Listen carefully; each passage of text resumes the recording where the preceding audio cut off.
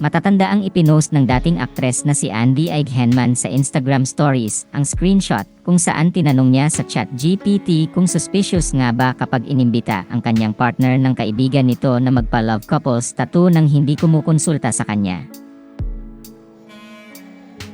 Mababasa naman sa follow-up na tanong niya sa ChatGPT na nag-away raw sila ng kanyang partner, at to the rescue naman daw ang kaibigan nito noong panahong iyon. Kaya naman itong Sabado ng tanghali, February 8, 2025, ay binigyan ni Andy ng konteksto ang kanyang previous posts. Sinabi niya sa kanyang post sa Instagram Stories na aware siya na hindi nangangaliwa ang kanyang husband at nandyan siya kapag magkasama ang partner niya at ang babaeng hindi niya pinangalanan. Ayon pa sa kanya, ang dahilan kung bakit niya pinost iyon ay dahil ipinagkanulo raw siya ng babaeng iyon at hinihikayat pa umano ng babaeng iyon ang kanyang husband na hiwalayan siya nung panahong nag-aaway silang dalawa ng partner niya kahit na sinabi niya naman ang side ng story sa babaeng iyon. Dagdag pa niya, "She didn't honor my side by choosing to celebrate her and my husband's love for each other because the day after our fight she inserted herself in the situation by encouraging him to go for spontaneous love couple tattoo together." Inilahad ni Andy na nag-reach out daw siya sa babae upang dinggin ang kanyang panig, ngunit inignore raw siya nito.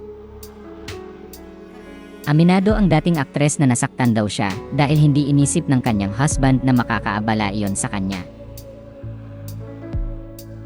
Sinabi rin niya sa kanyang post na walang normal na tao na may magandang intensyon ang mag-iisip na okay lang para sa friend na hikayatin ang partner ng ibang tao na gawin ang isang bagay nang hindi isinasaalang-alang ang damdamin ng partner nito.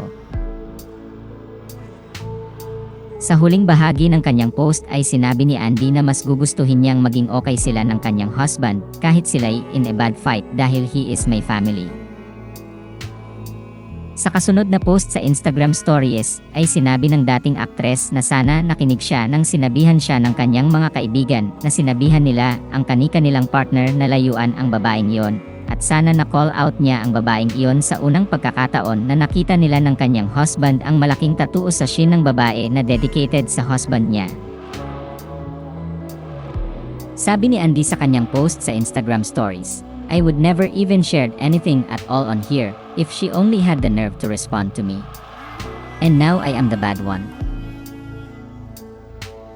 Bagamat walang pangalang binanggit si Andy sa kanyang post, nag-viral online ang post ni Pernillas Joe sa Instagram kung saan makikita ang 224 na tattoo sa braso nila ni Filmar Alipayo na ang ibig sabihin ay today, tomorrow, forever.